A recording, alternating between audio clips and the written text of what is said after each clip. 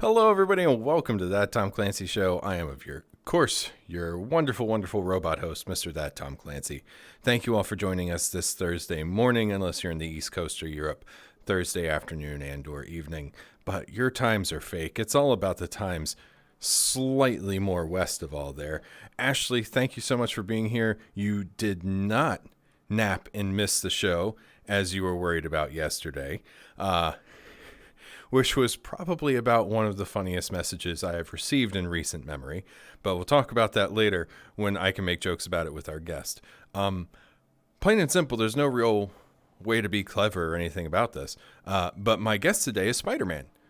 Bits and Pixels, Yuri Lowenthal. Yuri, welcome to the show. Thank you. Thank you for having me on the show. Oh, hell yeah, man. A mutual friend of ours put us in touch, and he was like, hey, so I'm friends with Yuri, who was Spider-Man. You want him on your show? And I was like, yes. Yeah, I mean, B. Cox, so Brandon, who was on your show before, he's basically one of those people in my life where if he says to do something, I have to do it. So, wow. Yeah, I just trust him with my life. That's an amazing level of power. Right? Yeah, I know. He doesn't. Hopefully, he won't watch this show because I haven't ever expressly told him that he has that kind of power over me. So you're saying I shouldn't have told him when the show was on today when he asked me the other day? Yeah, Shoot. But to be sure, you asked me if I had any questions, and I didn't ask that question. So it's true. Now, would you say that Brandon has some great responsibility to go with that power? No, I would say responsibility at all whatsoever. Oh man, I'm gonna find a way to work Spider-Man jokes in all day. I think you should. A Spider-Man. Okay. All right. Spider-Man, king of dad jokes. Like he's, I don't know. Yeah, I think now that I'm finally, 4 years a father now. I love this character more and more because it's all about the dad jokes, and now that's sort of where I live. Yeah, I can understand that. Well, before we get started in earnest, Ashley in chat is an excellent and really cool person. Another streamer that I follow, another person that my friend Brian, also in chat, put me in touch with. Like, Brian is basically like my producer, I guess, at this point. Yeah. I've heard she's good at not napping. I guess, but yeah, yesterday I got a message from her and she's like, oh my God, I didn't miss the Yuri show, did I? And I was like, no, it's tomorrow. Wait, you just the name of your show from the Tom Clancy show to the Yuri show? I mean, right now, I guess it is the Yuri show, that Yuri Lowenthal show. It's just what it is today. Best host I've ever worked with. Nice. I'm gonna try and keep that up. But yeah, congratulations on your 4 years as a father now. Thank you. It's the hardest thing I've ever done. Yep, and that's why I am an internet robot running a talk show. Mm-hmm. So, although I do have my cat who is off camera that direction right now, who I'm sure is plotting my demise and figuring out how to mess up my show for me. I can almost confirm that is the case. Having grown up and been a cat father almost my entire life, then yes. Guys, it's really weird to think that is true of me at this point, that I am now have spent more decades as a parent of cats than I have not. That's weird. Yeah. We were just doing the math for quarantine as to because our son is so young. The math of the quarantine, like what percentage of his life at this point, because he's only 4, has he now spent in quarantine, under pandemic situation? 12.5% roughly. Yeah. Don't do that math. I mean, for him, it's, it seems like so much time, but for us, it's, well, it still seems like so much time. Right. Yeah, that's true. It feels like it's been forever. May was the longest 4 years of my life. True. Truth, 100%. Yeah. Well, very clearly, the big ticket item for this interview is 2018 Spider-Man for PlayStation 4. Bring it. Um, uh, but I'm not going to bring it yet Okay. because Okay. there were a couple other things. So I was looking over your IMDb page Mhm. because I do occasionally prepare for the show. And there were two main shows that stuck out for me. Mhm. But before we even go that far, like, the hustle, man. Like, you've been in a lot of projects, Mhm. and as like sad as I am to like look at it, because it's like we always kind of have this idea that when a person is like a huge voice in something like John Dimaggio with like Bender, Yeah. or you with like Spider-Man, we just kind of assume that they've always had this big illustrious career, but like looking back on it, there's a lot of additional voices, guy Oh, number 4, and it's like, dude, the hustle. you gotta in this business. You gotta have the hustle because you need all those additional voices gigs to make up for in between those bigger gigs. I mean, I won't be living off Spider-Man for the rest of my life, although that would be a sweet thing to be able to. I gotta hustle other jobs, and you can. We've seen it with a bunch of other actors. You can be big for a moment in time where everybody's like, "Get me that guy," and then they're like, "We're sick of hearing that guy. Get me somebody else." And until people sort of forget about you a little bit in a good way, you still need to be working. So you got to keep up the hustle. Also, I love doing this, so the hustle is my love and my life. Nice. Well, kind of going off of that, what advice would you give to other actors who are just starting out doing voice work? I would say several things. I would say get fall in love with the acting part. Like definitely go for the acting part and see if you love that. Because a lot of people are like, oh, everybody tells me I have this cool voice or whatever. Maybe I should do it. Or that looks easy. Um, the acting. What I've noticed more than anything in this business is the people who have longevity are also good actors, or they're good actors first, even I would argue. So you're going to want, if possible, that kind of base. So, but there are so many things you can do to find out if you like that, and B, to hone your skills. You can depend. Doesn't matter what age you are. If you're in school, take classes, drama classes, do theater. If you're not in school, local theater, improv groups, improv classes, that sort of thing. Um, Find out if you like acting, because that's a lot of it. I started as an actor who didn't really think that voice acting was a job that mortal people could get. I thought that like 5 people had that job, and one of them was Mel Blanc, and he's dead, so there are only 4 people now who can do it. I mean, it was that, like, I didn't even, when I was an actor moving out to Los Angeles to do TV and film from New York, I didn't even think of voice acting because I didn't think, like, nobody in school, they never teach you that that's a job. I mean, it's Yeah. probably since then, with video games being what they are and animation and everything. I hope that it would, because they never, they say you got to get on a TV show or you got to be on Broadway. If you can't do either of those things, there's nothing for your community, like rep theater. Then Yeah. there are other jobs for actors, and I was like, geez, that's hard. And it wasn't until I came out to Los Angeles and was looking for work that even my wife suggested, "What about voice acting?"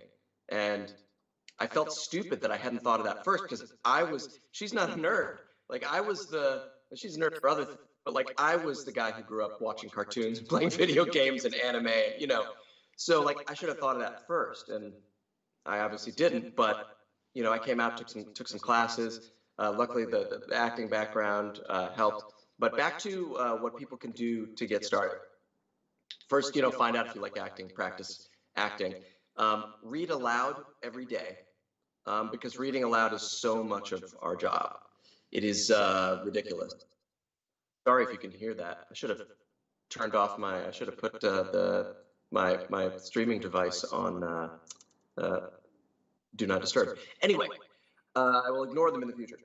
So reading aloud is huge. A lot of the times, when we get into a room and we get the script, we've never seen the script before, and we show up on the day to work, and they're like, "Here's that script. You're looking at it for the first time," and you've got to be able to really quickly, pull the words off that page and make them mean something. So reading aloud every day, depending on what you like doing, like if you're, animation or video games, try out different voices. Listen to, watch cartoons and play video games with a different ear. You're listening to what the actors might be doing. And sometimes it's hard to find out what they are doing because you can't see them.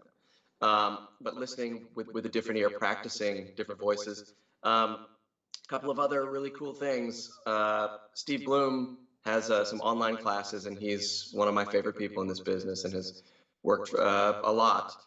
D. Bradley Baker, who is also an extraordinary talent and has been in everything, has a website called iwanttobeavoiceactor.com, all one word.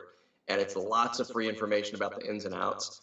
And my wife, Tara, and I wrote a book called Voiceover Voice Actor, What It's Like Behind the Mic. That was the original version. We did almost like practically a 10-year update to that book, an edition called Voiceover Voice Actor, the extended edition. That's also a good, not to toot my own horn, but it's a fun read, and it's good if you're trying to find out what does it look like behind the curtain? What are some things that I can do now? So let's start there. Huh. Kind of going back to the beginning of your answer, you mentioned Mel Blanc, and I think that's the first time I've heard that name in years. And inside, it made me so happy. Yay. Because I grew up watching Looney Tunes. And have you been watching the new Looney Tunes on HBO Max? No, I haven't. Are they good? Yes, they are totally in the spirit. Like, I don't think they would have done them if they didn't have the love for it. And they're getting it right. Also, Eric Bauza, who used to be, I remember meeting him back in the John Kay days, the Ren and Stimpy. Eric was an animator, but he was also a hugely talented voice actor at the time. And since then, he has basically become the new Mel Blanc. Oh, wow. And does a lot of those voices. Like his, honestly, it's remarkable. You'll have to, his Daffy Duck is better than the original. Like, I mean, he's, having gotten to work with him many times at this point, not only is he a sweet, sweet guy, but he is super talented. And so the short answer is yes, the new Looney Tunes on HBO Max is great. Nice. And then also Steve Bloom, dude's awesome. Yeah. I mean, I think one of the greatest testaments to his work is that in Japan, they view the dub of Cowboy Bebop as the true voice of Spike Spiegel. Wow. Yeah. I did not know that, but actually. He is Spike Spiegel. Like, that's awesome. Yeah. And aside from that, I mean, he's voiced one of my favorite Transformer because he was Starscream in Prime. Yeah. He's been Wolverine. He is also the quintessential, like, unless you're talking, on camera stuff, he is the Wolverine we all accept and love in animation and games. And honestly, he could probably pull it off on camera too. More Logan-y, but still. Yeah, he could definitely pull off like an old man Logan for sure. Yeah. He works out. He could totally do it. Yeah, I don't know how tall he is, but I mean, The Hobbit not The Hobbit, but Lord of the Rings taught us it's not the most difficult thing to make people look short. Right, exactly. And Hugh Jackman short, and they made him, I don't know if they made him look short, but he should be short. They did it. They tried for the first one, and then they stopped trying. Yeah. Why mess with a guy who's as handsome and as Wolverine as Hugh Jackman? Yeah, and it also, just real quick aside on that one, Yeah. It's very interesting to look at the difference between what we thought ripped superheroes looked like in 2000 versus what we expect superheroes to look like in 2020. Yeah. because like 2000 Hugh Jackman looked like, an all-star athlete. Like he definitely had been hitting the gym, but like, what we expect of like, say, Chris Evans in Captain America or Chris Hemsworth in Thor, like they All the make old Wolverine look out of shape and fat. I know, I know. It's getting to a point where we had to have, like out of shape Thor in Taika Waititi's Thor film because like we couldn't get any more pumped, really. Well, they need to figure out how to put muscles on muscles. They'll But figure it out. yeah, I mean, one day, we're unlocking the code of the gene right now, so we'll figure it out for the future. But yeah, it's man, just so many great voice actors in the role, because Steve Bloom is like one of those voices that I can pick out of anything. John DiMaggio is another one, because dude, I love that guy. Yeah, yeah. That's stupid talented. Yeah. And Mark Hamill, like yeah, forget about it. I I didn't even find out until college that he was the Joker. Yeah. Because it never occurred to me, because like, to be completely honest, with the exception of his role in The Guyver, I Right. only knew him I love as that Luke Skywalker. we're gonna Oh, get along fine, you and me, Tom. oh, Yeah. dude, yeah, man. I love the Guyver movie. It's horrible, but I love it. Yeah. And I adore the anime. Yeah. The original version, not like the modern remake. Like the modern remake is nice because it gives us more extended story and better animation quality, but like the original is just better. Yeah, and that first movie, I used to have that poster on my wall when I was living in Japan. Like, I had a Guyver poster because I used to go to the video store and like any cool like Japanese movie posters, I'd be like, hey, when you're done with that, can I have it? And they were like, sure, we were just gonna throw it away. Like, not anymore. Yeah. Dude, and like the suit they had, no, we're talking about the one before it, because Hader's Guyver, Brian, was the second one. Which I've only seen in bits and pieces because it's like impossible to find either of those movies right now. Yeah. Yeah. I wish I had and- bought a lot more stuff when I was in Japan, to be honest. I can understand that. I know that if I ever end up going to Japan, I'm going to need to take a second suitcase for the plethora of things I will bring back with me. No, don't bring a suitcase. Just commit to shipping a whole bunch of stuff home. That's an even better answer, especially now, because it's like I pretty much talk about this on every show now, because I'm grumping that we won't wear masks and it means that I can't go to foreign countries anymore. And I want to go to Universal Studios in Japan because they have the Super Mario World, and we're not going to get it for like a couple more years. And Sure. I just want to go live in a Mario game. Yeah, I can understand that. Also, going to Japan is like going to some other planet, like in a great way. That's one of the reasons I ended up living there for 3 years. I just couldn't get enough of it. Nice. That's one of the things I just love about traveling in general too. It's let's see. I'm trying to think. Like I went to Cambodia for a week, and that was just amazing. Aside from all of the sweating, Yeah, same. and just God, there's so much like beautiful history there, and the food is so good. But unspeakably good. Yeah. It's unfair, like how good food in other countries can be relative to what we get. Yeah. Yeah. Like I'm not talking about like, say, in England, because England's food is, it's a lot like ours. A couple Yeah. different traditional dishes that stand out. And they've got, I mean, you go to England for the Indian food, the Thai food. I mean, they have great cuisines, not always, but I have to say, I would say that the cuisine, because that's a place that I like to go, when they were back in the days when we were allowed to. In the old times. Right, exactly, the before times. There are things that I go there for, like, I mean, I go there for pub food. I go there for, shepherd's pie and fish and chips and Yeah. certain things that, they only get right over there. Well, if you ever want really good fish and chips, I highly recommend just practically the whole state of Wisconsin. Great. That's good for me to know. Yeah, I've talked about this previously on the show. I had a guest on like over a month ago now, I guess. And he's an author who lives about an hour southwest of Milwaukee, where I am. And he's been in Wisconsin basically his whole life. And here, Friday fish fry is an institution. Like, and I asked him about it to like explain it to me, because as an East Coaster, like, what? You know? And so he explained the whole like reasoning behind it and everything. But it's just, it started, of course, as a Lent tradition, and it's just become the Friday takeout food pretty much of choice. Right. And, everybody has their own like best fish fry place, because of course they do. And that way in Southern California with fish tacos. nice. Well, yeah. Oh yeah. Yeah. No, I had lobster tacos once, so I imagine that would be pretty great. But yeah, so it's, if you ever find yourself in Milwaukee, I got the hookup, man. Well, you're making me want to go because I'd love a good, I'm there, done. Yeah, we got the hookup, man.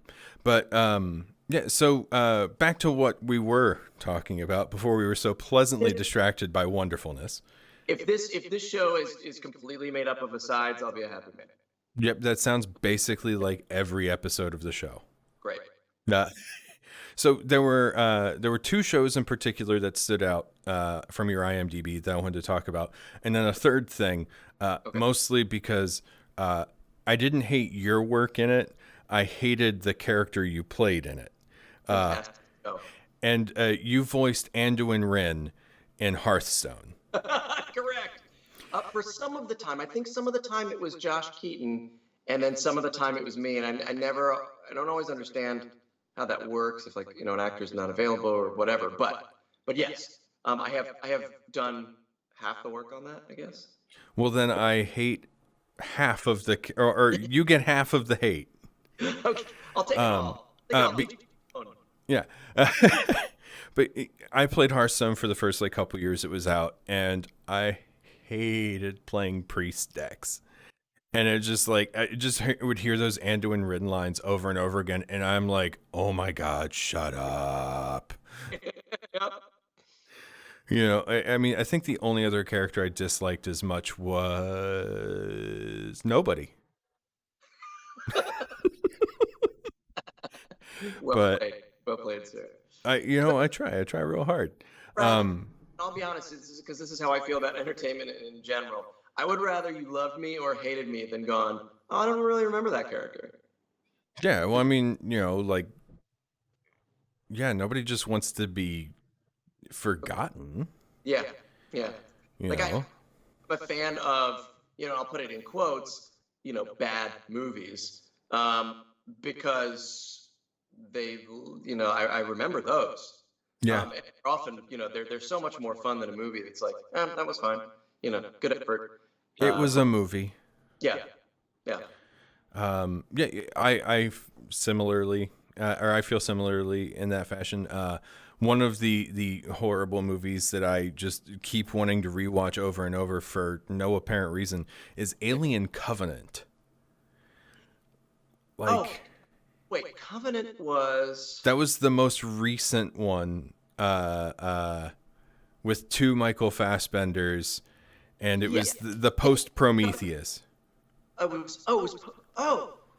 know what?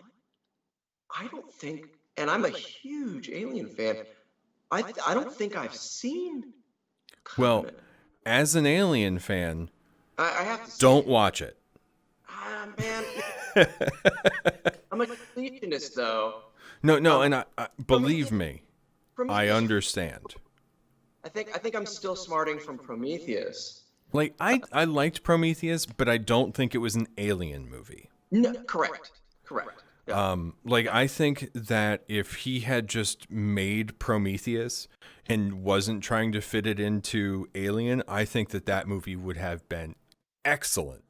You know what alien ripoff I just saw that I really enjoyed was Underwater. Yo, that movie was excellent. Great. Yeah.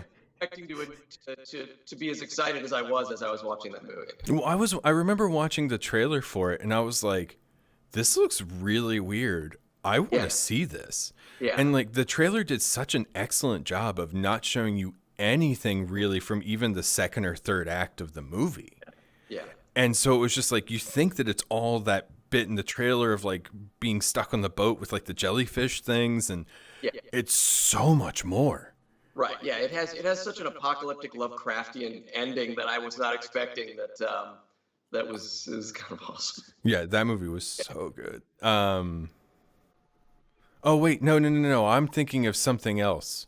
But I also liked Underwater. Okay. Well, which movie you think? Now I want to see that. Wait, no, because are you thinking the Irish fishing boat one? No. Or okay, oh, What's the Irish fishing boat one? I'll watch it. I don't remember it off the top of my head. Brian, I need your help here. Irish fishing boat with like jellyfish creatures. Horror movie. It's so good. Underwater, I also enjoyed because that was the one with Kristen Stewart and Yes. what's his name? TJ asshole guy. No, the Vincent Cassel. Oh, Vincent Cassel. Yeah, who I Oh my God, he's so cool. yeah.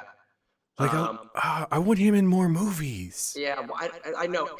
He makes me happy every time he shows up on screen. Well, he's one of those people that like very clearly loves what he does. Yeah. I think I'm talking about Sea Fever. That's the one I think I might be talking about. No. But either way, I watched the two of them in consecutive nights, and I love both of them for completely different reasons. I will look up Sea Fever, and you watch. Speaking of jellyfish, The Beach House. It's on Shudder right now. I think it's a Shudder. I've been meaning to get a Shudder subscription because they also best $5 I spend every month, even if I don't watch a movie that month. well, they also have the Creep Show anthology series, right? Yeah, it's the best curated streaming service out there. Like, if you're a horror fan, I am. no reason for you not to spend $5 a month on that. Nice. I think that's one of the best endorsements of a service I've heard. There you go. Well, I love horror, especially like I have taken to reading a lot of it recently. Well, not like recently, but over the last few years. Yeah. I actually know it doesn't have Becky, Brian, but Becky is on Amazon Prime and on iTunes. Brian's in the movie, so he brings it up all the time. So Joe Hill, Stephen King's oldest son, came through my local bookstore almost 2 years ago now, and I had never met him. And I'd also like, as the son of another famous author, I had never met another person who had my particular damage, if you will. Right. Yeah. Yeah. So that's fascinating. Yeah. yeah, and I used to work at the bookstore, so it made it real easy to like sneak in the back room while he was signing books before the show started, and we got to talking and stuff. And so he has one of his shorts got adapted into an episode of Creep Show. Which one of his? It's something with a lake monster. That's all I seem to remember. Okay. But I have a love-hate with Creep Show, just because I think some of the stuff's great, some of the stuff is terrible. well, I mean, anthology series. What are you gonna do? Yeah, exactly. I'd rather have an anthology series that has mostly bad stuff and one great thing. I just love anthology, especially anthology horror, more than like anything. I'm glad it's sort of making a return. Yeah. On all networks, it seems, which is great. Yeah, I'm a big fan of it too, by virtue of the fact that like anything that gives different creatives an opportunity to get their voice heard, because when you look at it, it's like how many great actors and filmmakers and writers came out of the Twilight Zone or the Outer Limits in the 60s. Yeah. And it's just it's a staggering, like, dude, Robert Redford was on the Twilight Zone. Yeah.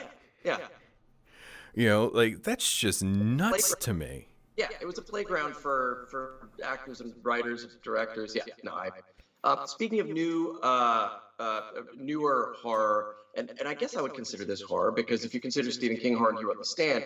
Have you read Wanderers by Chuck Wendig? No, I've the only thing of Wendig's I've tried to read was the first of his Aftermath trilogy in Star Wars, and I like he's a good writer. I have a hard time reading his style in that book. In that, yeah. I encountered a similar feeling, but Wanderers I could not stop reading. If you liked The Stand or Swan Song by Robert R. McCammon. Like any of those sort of cool road movie / apocalypse books. I'll give it a look, because I'm still in real close with the bookstore down the street. So, because I love to read. I read like 15 to 20 books a year. So, Love it. yeah.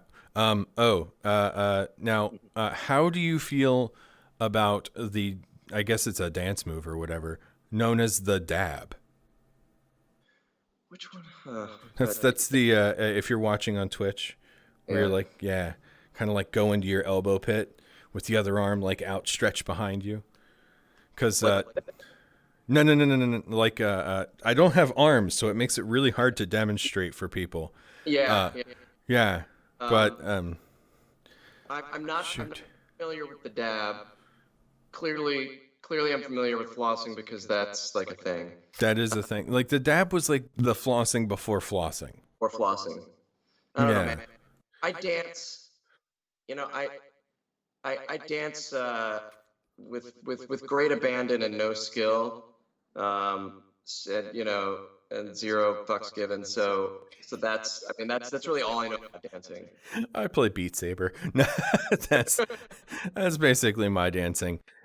Sabby, so good to have you here at the show.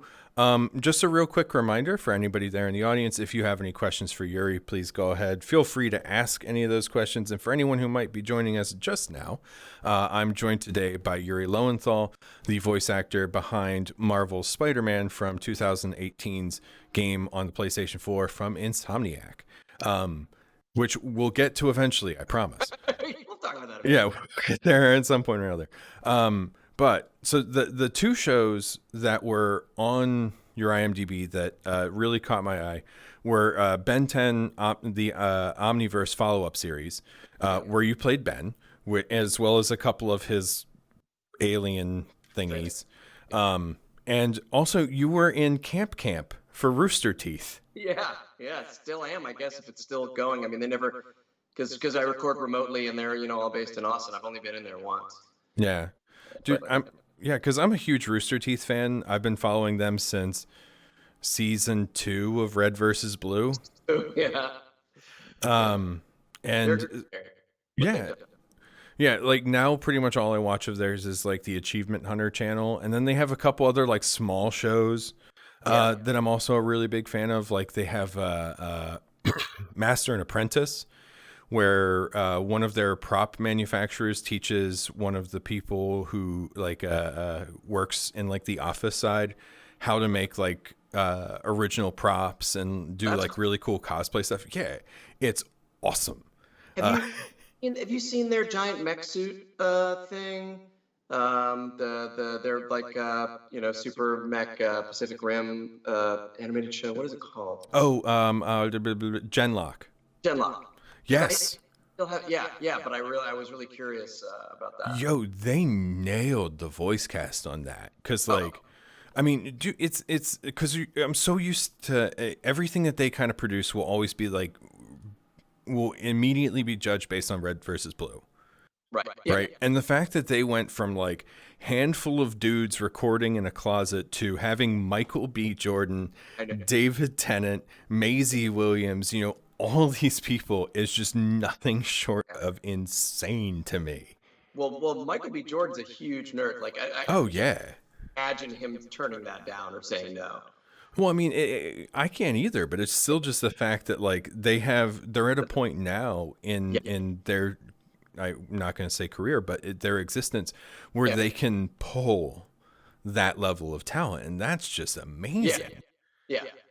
The only thing that's sad about it for me is that it's what's the word I'm looking for? It's going to be an HBO Max exclusive for the next season. Really? Yeah, because HBO Max got the streaming rights for it. They did a big deal. Yeah, right. And that's great for Rooster Teeth, and sure. I'm not gonna dude, more power to them. And I already have an HBO subscription, so it's not like it's going to negatively impact me. But it's just like there's just a part of me that's sad that it's not going to be immediately available to their RT First members and stuff, Yeah, exactly. I'm totally in agreement with you. So, but yeah, and I mean, they just, and I mean, like Red versus Blue is still kicking. You, of course, did a voice for Ruby, and that's still going. Yeah. Like, I mean, I love that I love how they just try things. Yeah. They're smart. Yeah. Yeah, I sort of got in the loop with them when I met Michael and Lindsay. You know, Michael, who's on Achievement Hunter. Yes, I've met Michael once. Yeah, he's a super swell guy. And Lindsay seems like one of the nicest people. Oh, she is so sweet. And we met at a convention in Australia, and Fitting. became there. And that's I would argue that's how I got involved with Rooster Teeth at all. Was because Michael and Lindsay are awesome. Yeah. Because Achievement Hunter is my jam, and I always love watching Lindsay in games because I'm convinced that she's nowhere near as bad at games as she pretends to be on the show. Yeah. And that if she ever actually played, she'd be good. Right. But I'm positive that it's just a character. And like I want to see her like actually show up and just like kick the shit out of everybody. Yeah. But yeah, and then of course Ben 10, which I remember watching the original series a little bit because that was during like my stoner college days, and the conceit of that show is very fun, like Inspector Gadget with aliens in its weird way. Because it's always like, hey, I got my thing, and like I'm gonna do this alien, and then it's always the wrong one. I'm just like, come on, like go Gadget helicopter. Let's just get this. Like, spend a weekend figuring the thing out, kid. Right, I know. But it's just such, like anything that gives like that Power Ranger-y, like give the kid the power kind of thing. Yeah, like wish fulfillment. Like everybody wants to be a super. Like everybody wants the ability. Like it's the perfect. Yeah, that's why it's lasted so long in so many different incarnations. I've always wanted to be a Transformer personally, but because robots in disguise, come on. Yeah. So cool. Rooster Teeth also did the recent War for Cybertron on Netflix. Right. Yeah. Dude, they're everywhere, man. Yeah, I know. Rooster Teeth, if you're watching. Dude, they in a weird, like kind of roundabout way, are responsible for kind of like getting me off of my ass and getting the show in gear. Because like I've been working something similar to this for the last few years. And then when the pandemic kicked off and everybody was at home, Jack Patillo and Jeff Ramsey kicked off their show Keeping the Lights on roosterteeth.com. And they use their set is built in Unreal Engine, the same software I use for all this. But they just composite themselves in and everything. And I was like, God damn it. They're doing it like I should just be over with it and just make this happen. Right. And here I am a handful of months later doing 4 to 6 shows a week. Kudos to you, man, for committing to that and doing it. That is currency in this town. There, everybody in LA has got a project they're working on. But how many people actually ever do it? And then of those people, how many, actually finish it, like, to the finish line? Well, because it's so easy to have the idea. And if you never actually have to make it, then it never is imperfect. Right. It's perfect in your head. Yeah. And like, this is imperfect as hell, but like it works. Yeah. And Yeah. I've made a lot of bad movies. I've written a lot of bad stuff. And a lot of it's out there. So you gotta put it out there, and you gotta own up to all the stuff that's not the way you imagined it. Also, even the things that end up being really great are rarely, if ever, the way you imagined it. Yeah. But you gotta be flexible enough to roll with that. Well, it's one of the reasons why the original Star Wars movies were so great virtue of the fact that George Lucas had this big vision in his head, but not enough money to pull that off exactly. So he had to find the cost-effective way to get as close as he wanted. Yeah.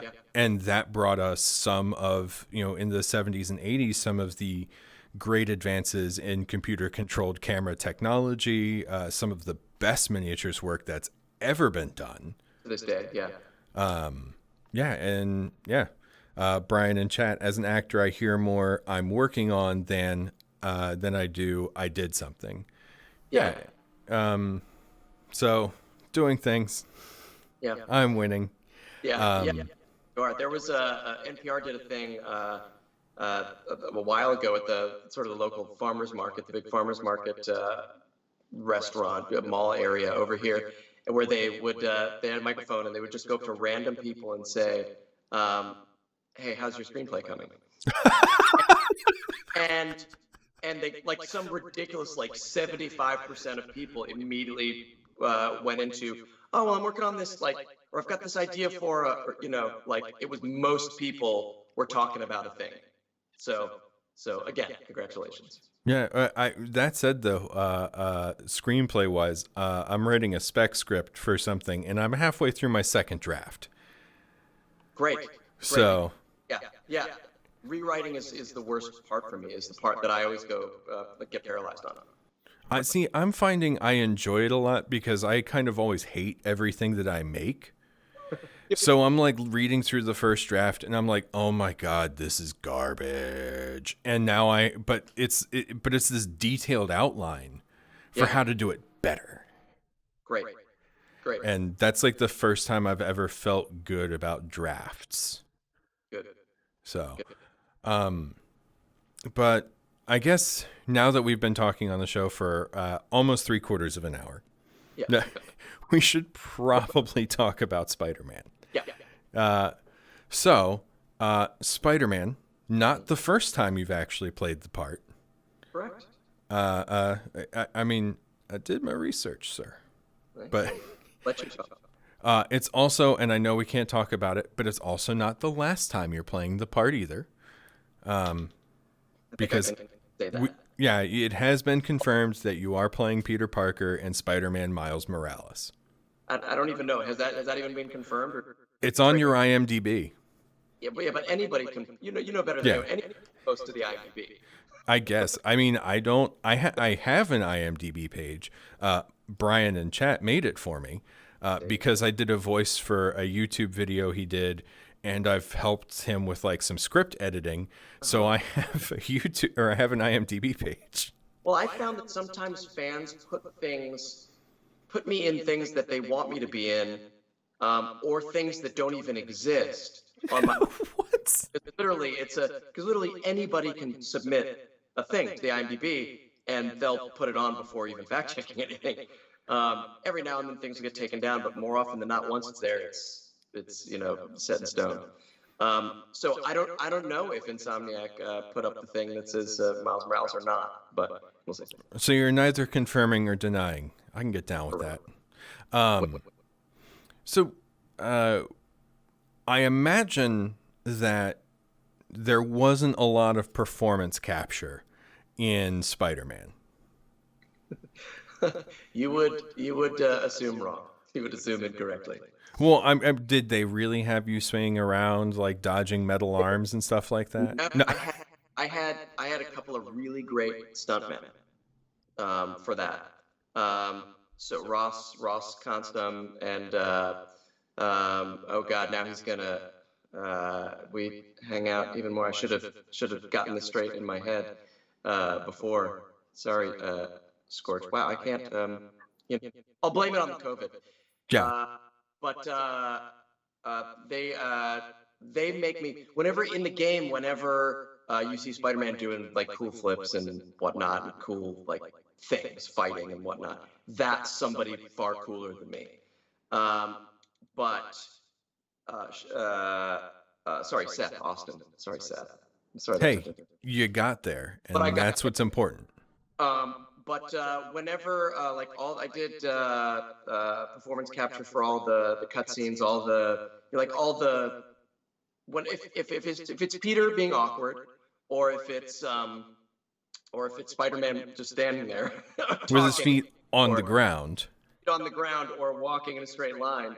That was most likely me.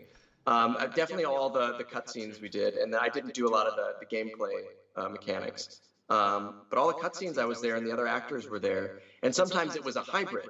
Like if Spider-Man had a conversation and then flipped off the roof, it was me. Like for example, in the scene in Mary Jane's apartment, where halfway through I'd leave my clothes on the floor for kitchen, change to Spider-Man, and go to leave.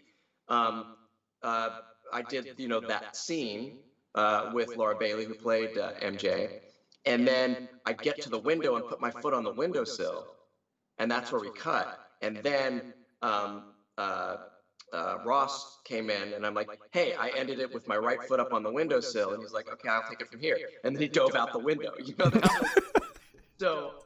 Or sometimes we'll be in a scene, and it'll be the body will be Ross or Seth, and I'll be standing 5 feet away from him, sort of behind him, doing the voice part, and he's sort of puppeting the body, which is it was a really interesting process, but one that I think we got some of the great performances we did because it was me and Bill Salyers going head to head, like we were doing a play, or like we were doing a scene.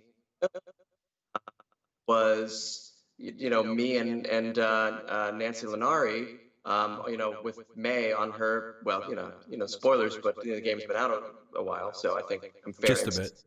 It's a tough scene. I think we got those because we were both there. There was no, a lot of the work that I do is so isolated. They record one person at a time in a booth, and but this, we had the facial tracking and all that, and so we were allowed to give the performances that we would give if we were doing a play or shooting a film or something like that. So it was super cool. Yeah, it sounds like it. Yeah, and then I just got to watch stunt people, make me look amazing. But got to give them all the credit in the world, Oh, dude, I'm cool. but I'm a huge advocate for there being like a stunt performer award at the Oscars. The fact that there isn't is film criminal. It really is. I know they've got their own award. The Taurus Awards are sort of their own sort of stunt community, but they should really be honored in the more public, especially considering that one of the major awards over the last 25 years has been the Visual Effects Award. Yeah. And you don't get that level of visual effects fidelity without stunt performers making it all possible. Right. And then Ashley in chat points out motion capture acting should also be a category, which is something else I absolutely agree with, because Andy Serkis's performance in basically everything, but specifically Lord of the Rings was such a revelatory moment in film history. But then you're gonna have to share that award with then the animators who take that performance and turn it into that final thing. It's a tough, fine line. That's hard. But yeah, no, I think, and it did to its credit. Mad Max Fury Road, the greatest film of all time, won a lot of awards that year, and nobody saw that coming. But they should have won more. They should have. And they that movie is just so insanely good. Yeah. It's I would say that it is practically unfair how good that movie is. Yeah. Except that they worked on it for so long that it is absolutely fair that it is that good. But yeah, no, it was so good that a friend of mine and I did a podcast where we 52 episodes. We did it for an entire year. All we talked about was Fury Road, and we would watch it 4 minutes at a time and just talk about 4 minutes. And we could easily fill up an entire episode on 4 minutes, and probably could have done 1 minute and still done that. That's freaking brilliant. Yeah. But I mean, that movie is just, well, I think one of the things that kind of helps make it the film that it is that they didn't script it in a traditional way. Yeah. Yeah, they for those at home who don't know, which I think at this point is probably no one, but just in case there's one person out there, they scripted that movie by just doing really in-depth storyboards. Yeah. Like they literally drew out like how every shot was going to be laid out, and it's just, God, it's just brilliant. Yeah, and as a result, you get this amazing, visual film that I have watched versions that have all the dialogue cut out, and it still plays. Yeah, I want to see the black and white version too. It's great. The black and crow. It's different. It has a very different feel. If I had to choose between the two, I would still choose the maxed out color one because it's just so eye popping. But it definitely changes the feel when you watch the film. Watch it. I'd be curious to hear if it feels like a different movie to you. Yeah, I imagine it would be. There's part of me too that would also want to like pull out like a couple random frames every second and then throw like kind of like a Buster Keaton score on it. Because to be completely honest, if Buster Keaton was around today, that's the kind of movie he would like murder somebody to work on. Yeah. In a heartbeat. Yeah. If Buster Keaton were around today, he would be like that stunt performer and coordinator that people would like be paying millions of dollars to have him work on their films. Right. Yeah. But yeah, Spider-Man. He would be playing John Wick or something like that. Yeah. Oh my God. Now I want to make like a Buster Keaton comedy John Wick. Shut up. We just struck gold. Okay, everybody, show's over. No. Show's over. Show's over. We have adults are talking. No. God, that would be just. I just have so many thoughts going through my head. The only thing that's sad is that Leslie Nielsen is no longer with us because he would be excellent in that too. I mean, that's in a weird way. That's kind of like Naked Gun-ish. It sort of is, yeah. One of the best film trilogies of comedy history. But Spider-Man. Yeah. So, dude, that's just got to be awesome to play Spider-Man. Yeah, it's a dream come true. It really is. There's no other way to say it. Having grown up a kid, reading comic books, Spider-Man and others, and watching cartoons and just wanting to be a superhero, to not only get to play that character, to get to play that character specifically, in Insomniac's game, the one that they created, is I'll never be able to thank them enough for trusting me with this because I was terrified most of the time. I can certainly imagine. I mean, it's because it's, the spandex boots aren't particularly large, but I mean, they leave a footprint much larger than their size. Yeah. Because Spider-Man, is an almost 60-year-old character at this point. I mean, he has resonated with generations of children and teenagers and adults. And now, especially like Into the Spider-Verse, which is right up there, is like, for me, it's tied for the best superhero movie of all time. The other one being The Incredibles. Right. AKA Watchmen for kids. Yeah. Yeah. Oh my God. I never thought about that. Like, I always felt that Brad Bird was like, I'd love to make the Watchmen, but they're never gonna. Let me just make the Watchmen in a way that they'll let me do it. Yeah. But yeah, I mean, that whole message, like Miles at the end of the movie, it's like everyone can be Spider-Man. And it was just like, I remember like watching that movie and it's just, I have not left a superhero film that uplifted ever. Yeah. I mean, that's what a superhero movie is supposed to do. It's supposed to be uplifting, even if, it's Batman who lives in the darkest of dark worlds, like the place that the Warhammer 40K characters go, oh my God, how do people live there? We spoke the same language. That's great. Yeah. In the grim dark future, they look back at Gotham and go, "Damn, I'm glad I don't live there." Right. Space Marines is so much easier. Yeah. All I have to do is fight Tyranids and Drukari. Ashley in chat has a wonderful question. How would you say Spider-Man has changed your career path and or your perception within the industry? Oh man. Great question. Yeah, that's a great question. It is. I mean, it's changed me and it hasn't changed me. It's changed the way I look at things, and has not changed the way I look at things. Is sort of a short, stupid answer to that. I can't help but be grateful and thankful to be part of a project that so many people like. That's not always the case, and you never know until it drops whether people are going to like it or not. So the whole time we weren't sure. I mean, as we got close to the end, I think everybody was feeling pretty positive about it. Like that's it was going to be a success, but you never know.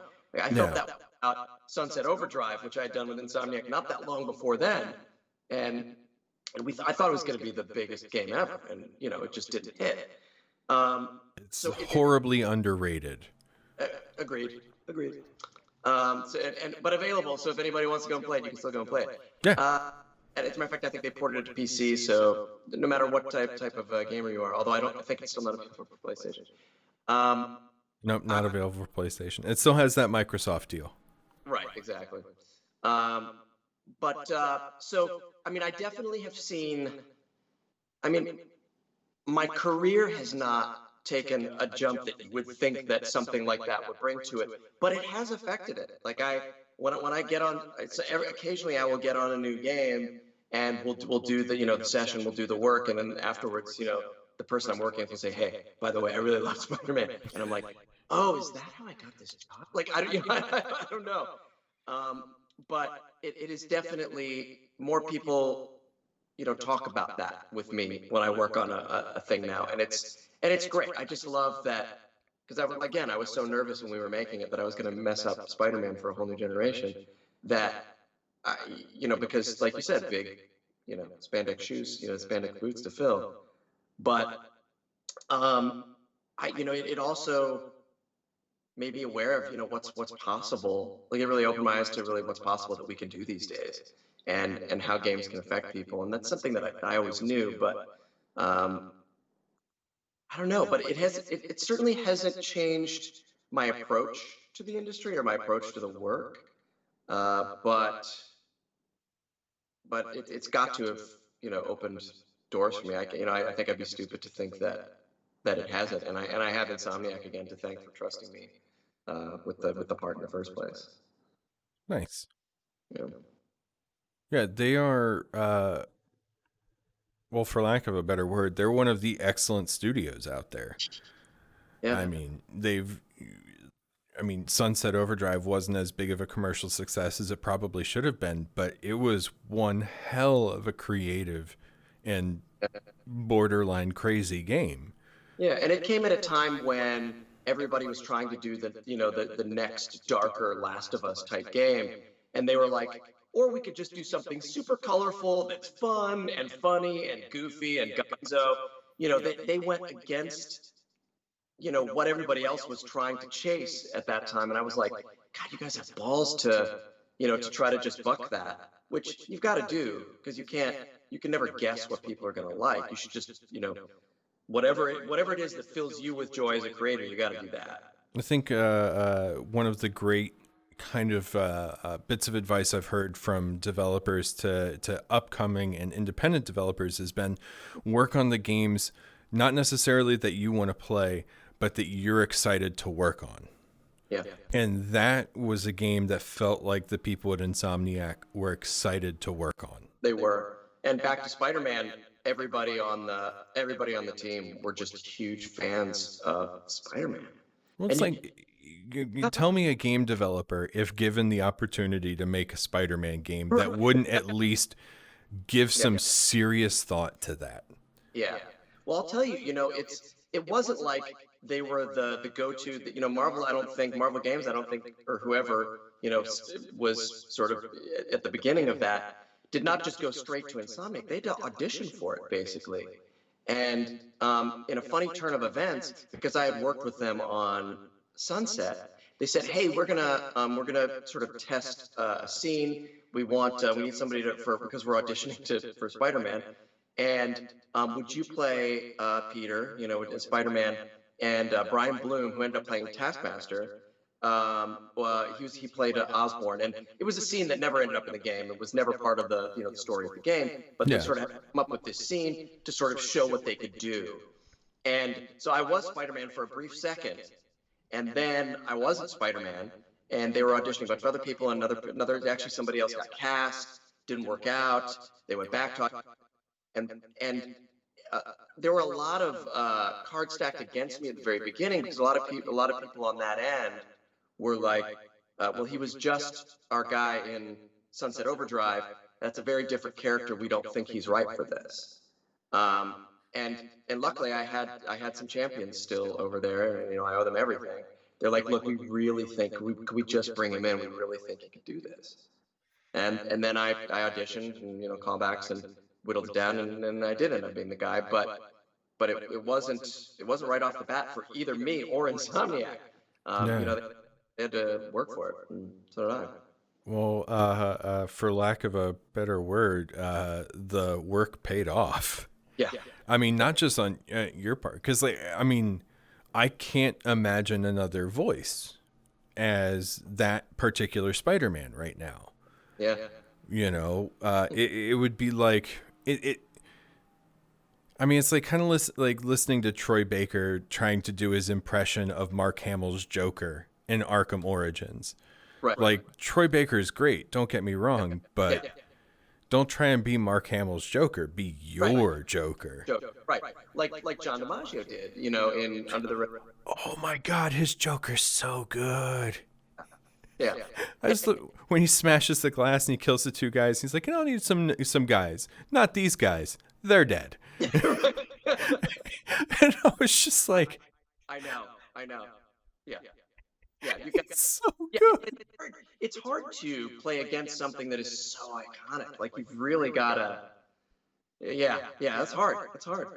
Well, I mean, yeah, it is, and I mean, I cut Troy Baker especially some slack in this because he had to play the Joker that became Mark Hamill's Joker. Sure. Yeah. And there's no way to make Mark Hamill sound younger. Because Mark Hamill is Mark Hamill, and he was young 40 years ago. Yeah. And he's still amazing. Yeah. Yeah. And God, I don't know how you feel about The Last Jedi, but I love The Last Jedi. I was not a fan, but that's okay. Okay. Yeah. We're all cool. But the end of the movie where he does his whole projection thing, I was just in complete awe, because he just did like the most Jedi thing ever of saving all of those people without actually raising a hand in anger. Yeah. And I was just like so in awe, just because like the takedown he does of Kylo Ren there at the end was just so perfect, and only Mark Hamill could have done it.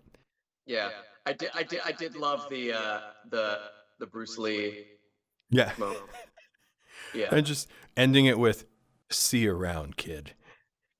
And I'm just like, oh, because it's just like, that's an absolute Han thing to do. So he just like basically was just like, yo, not only did I just kick your ass without even touching you, but I'm also gonna throw this weapons grade burn at you too. Right. Exactly. And it was just, I want more of old Luke Skywalker. Yeah, I know. It's pretty great, right? We want more old Wolverine, old Logan. We want more old Luke Skywalker. Dude, I gotta be honest, I'm kind of interested to see what's gonna happen with X-Men now moving forward. Because it's just, I mean, it's tough. It's going to be so complex. And it's just like, because, so the current slate of all the Marvel stuff is like really set in stone. Yeah. But it's like that next set afterwards where we're going to be able to see the Fantastic Four and the X-Men start to like roll in, and we're going to get like, we'll finally have that opportunity to see Johnny Storm and Spider-Man become friends. Okay. You know, like one of the great comic book friendships of all time. I know. Yeah. You know, we'll have the opportunity to have you know, some form of the X-Men existing in that world, and like that bit of that divide between, you know, like, oh, it's okay if like superheroes got their powers from spider bites or superhero serums, or made their suits themselves in a cave, but no, can't be born with superpowers. Right. And I would love to see a Deadpool Spider-Man movie. That relationship is so twisted. Oh god. It is extraordinarily weird, and I love it so hard. I think Ryan Reynolds would have such excellent chemistry with Tom Holland too. The best. Because Holland really nails the like naivete of the young Spider-Man just so perfectly. Yeah. And especially like, I mean, I think it's Infinity War, where Tony talks to Peter and he's like, can you explain this to me without a Star Wars reference? Yeah. And just like imagining Deadpool and Spider-Man going back and forth with Star Wars jokes. Here's my plan for that. I think they take the Tom Holland Spider-Man to the point where it's at the end. They're going to have to reboot it anyway, and then just let those two blow it out, because Tom will be older. It'll work better, you know, just age-wise, and just let them go full on Gonzo and then reboot again after that. Yeah. Ashley mentions in chat, Ryan Reynolds has chemistry with everyone. That's true. Yes. Yeah, that is also correct. You know, he's done real well for himself for a guy who got in front of the American audience, I think for the first time, as a high schooler in an episode of The X-Files who didn't even make it to the opening credits. Yeah. You know, it's funny. I remember auditioning for a low-budget movie, and seeing the movie later. This is when I was back in New York, and I guess, you know, he was still in Vancouver, or maybe he was in New York at the time, I don't know. But he ended up getting the part. We both auditioned for the same part. He ended up getting it. I remember seeing that later, and then, of course, he became Ryan Reynolds after that. And I'll always go back to that going, yeah, remember that one time that he and I were up for the same part? We're both kids. Yeah. Well, it's one of those things. It's like you don't have to really expand on that. You can go, you know, I once competed with Ryan Reynolds for the same part. That's true. And now we're sort of in a sort of same, you know, similar distant way. We're working together because his new game show, Don't, on ABC, I do the promos for. So the TV promos like tonight on Don't 8:30 7:30 Central on that whole I hear it now because I've only seen one promo, and it was because on Hulu, and I was like, this show looks kind of dumb. Like, I mean, it does. I mean, it doesn't mean it's bad. It just looks dumb. In the show, but and I'm like playing it back in my head, and I'm like, yeah, that's Yuri. Yeah. It's always kind of cool when you hear people that you have met either through the internet or through the internet, and you hear them in the real world doing like real things. Like Elias Tufexis, great guy, who has become an internet friend of mine over the last like 7 years or so. Yeah. He was of course on The Expanse for like one real role, and then did his normal motion capture and die. Yeah, right. And I was watching the first season with my wife, and I was like, hey, my friend Elias is on the show. And she's like, really? Because, like, she doesn't believe that I have friends. And certainly doesn't believe that I have friends who would be on a cool television show. Right. Except she loves Brian in chat because he has done a bunch of like investigation discovery work, and that's like her favorite network. Yeah. So whenever Brian shows up, she's like, oh my God, it's our friend Brian, Yeah. And I'm just like, but because you haven't met Elias, you don't like freak out when he's on TV, Right. But I was like, hey, there he is. That's my friend. And she's like, uh-huh. That could be anyone, you know? Right. And I'm like on my phone, like sending Elias messages. And I'm like, Elias, tell my wife you're on the show. She's like, I don't know who you're talking to. Right. You know? Right. Yeah. And, but God, yeah, he's a really cool dude. And, Brian did mention in chat, he has a very distinct voice as well, which makes him fairly easy to pick out of a crowd. Yeah. Oh, yeah. 100%. And if you ever go back to, you should take her back to the Terminator Sarah Connor Chronicles show. And then when I pop up for 2 episodes of that, you can say, I know that guy. Dude, that's another underrated show. It was pretty great. I'm obviously biased, but it was easily one of the most solid Terminator stories since like T2. So Yeah, well, I mean, we'll show it out, but you know. I watched the first half of the first season, I feel like, and then I just kind of fell out because of like time slots and work and stuff like that. But it was like one of the better ideas. Yeah, like you said, it's one of the better ideas to grace Terminator since. Yeah, God. Because I mean, 3 sucked. Salvation would have been a better not Terminator movie. Exactly. Yeah. I didn't even bother with Genesis because that like time travel shenanigans just made my brain hurt. Yeah. And then I haven't seen Dark Fate because still haven't seen. Yeah. well, it's just like I feel like anything that happens after Terminator 2 in a way kind of destroys the point of Terminator 2. Yeah. Yeah. You know, it's like we want to think that Sarah and John get to have maybe not necessarily a normal life, but aren't forced into this locked time loop. Yeah. Yeah. So it's very sad to see that, like, you know, John will always be destined to fight this war. Yeah. So, Yeah. except in Dark Fate when he dies at the beginning of the movie, but it got spoiled for me on YouTube. Yeah. But I forget the name of the. That's okay. Yeah, I forget the name of the actress who plays Grace, the not Terminator sent from the future, but it's like Mackenzie something, I think. Yeah. But yeah, I would watch the movie for her because she was excellent in Blade Runner 2049.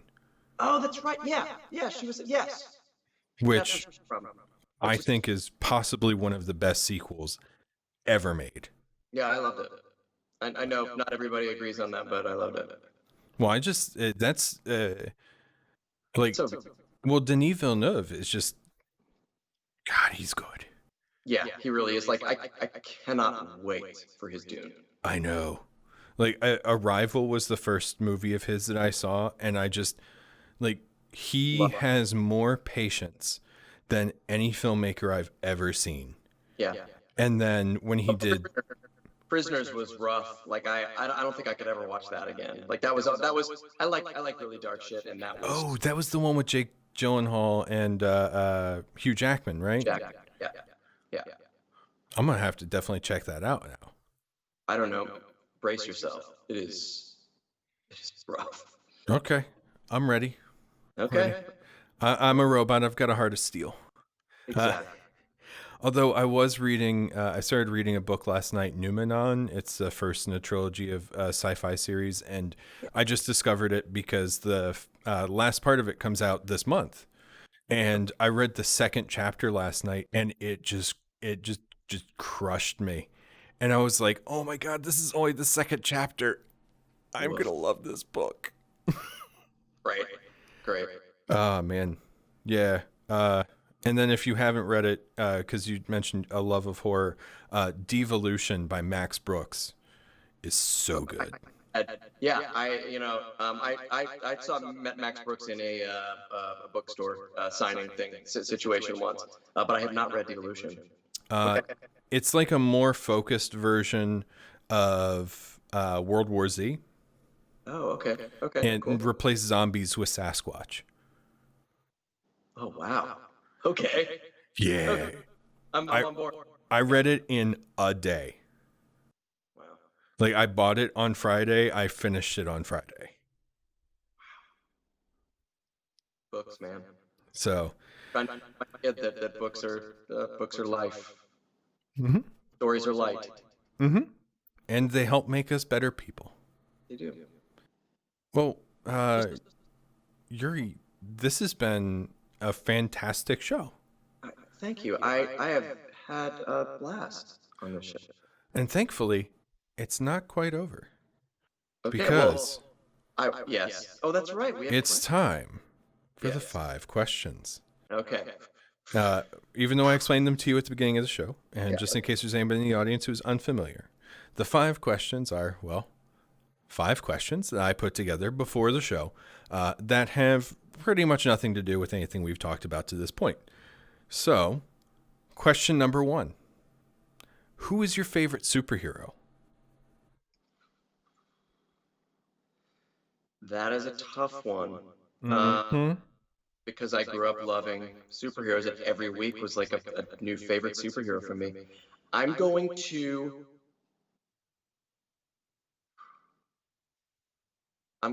buck. I'm going to have to, because it's hard for me to split from the major ones that I grew up with and the one that I play now. And I'm gonna say Moon Knight. Because Ooh. Moon Knight was like Marvel's Batman. Oh, yeah. That has never gotten enough credit and deserves. And I think they might be doing some Moon Knight something or other. He's getting a Disney Plus show. That's what I heard. So I'd be very curious because I've been wanting that for Ever? Yeah, the Bill Sienkiewicz run of Moon Knight was how I sort of came to Moon Knight and changed everything for me. I don't recall whose run precisely it was, but it was in 2010 or 2011. I want to say it was Rick Remender, because I feel like Rick Remender writes everything that I absolutely adore. And he did, it was a 12-issue arc where Moon Knight was in Los Angeles, and he teamed up with a deaf superhero, and he thought that Captain America, Spider-Man, and Wolverine were giving him missions, but it was all in his head. And then Captain America, Wolverine, and Spider-Man actually showed up. Yeah, and it was he was basically being all those. Yeah, I loved that run. Yeah, that run is so good. Like, that is Moon Knight to me. Yeah, I remember that while we were doing the Spider-Man game, and giving that trade paperback to Brian Intihar, the creative director. I'm like, you gotta. I mean, Spider-Man's in this, but if you've gotta read it. Dude, now I want a Moon Knight game from Insomniac. Let's see if they nail the show, and we'll go on from there. Anyway, Question number 2. In your opinion, what is the best burger place in the world? I've become less of a burger guy over the years, but when I first got to Los Angeles, everybody was like, In-N-Out, and I was a Fat Burger guy. Dude, Fat Burger's so good. Yeah, I was a Fat Burger guy. They have one in Las Vegas, and it was the first time, earlier this year, my wife and I celebrated our wedding anniversary in Vegas, and that we went to Fat Burger there, and it's the first time I've been to one in over 20 years. Yeah. And, oh my God, it was so good. Yeah, like, In-N-Out is good in its own way. Sure.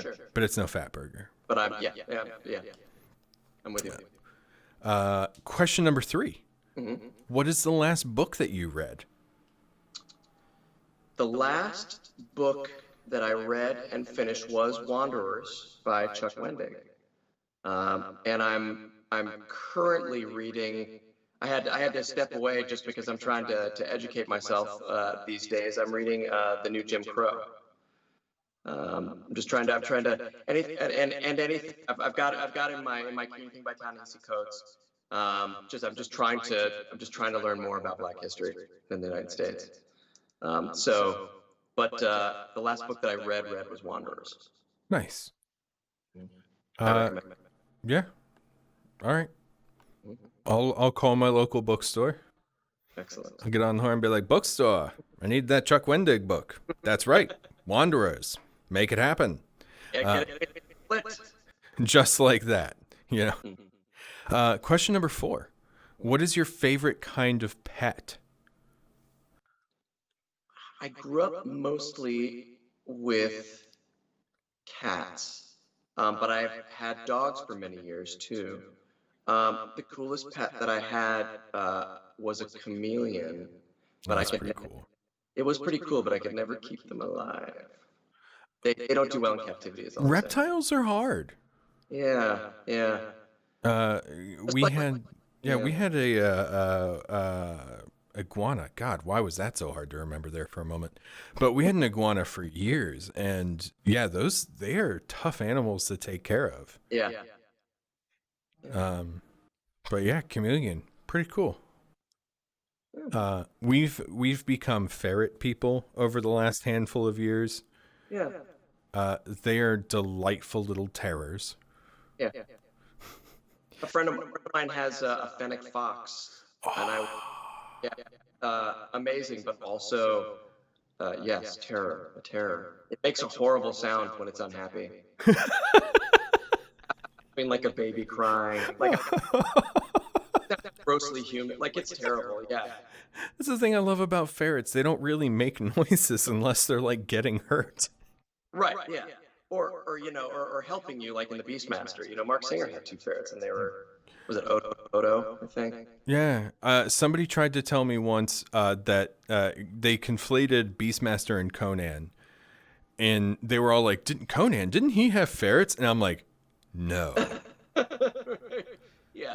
No, Beastmaster was like 10 times weirder than Conan. Yes. They were both great films, but because of Don Coscarelli, Beastmaster was super weird. Yeah, my wife has never seen Conan. I need to remedy that because the first one is an amazing film. Yeah. Yeah. And the second one is just weird. But, Yeah. all right. All right. Question number 5. Can you tell all your friends that you had a great time on my show and that they should be guests sometime? You guys, I'm going on record to say that I had an amazing time today.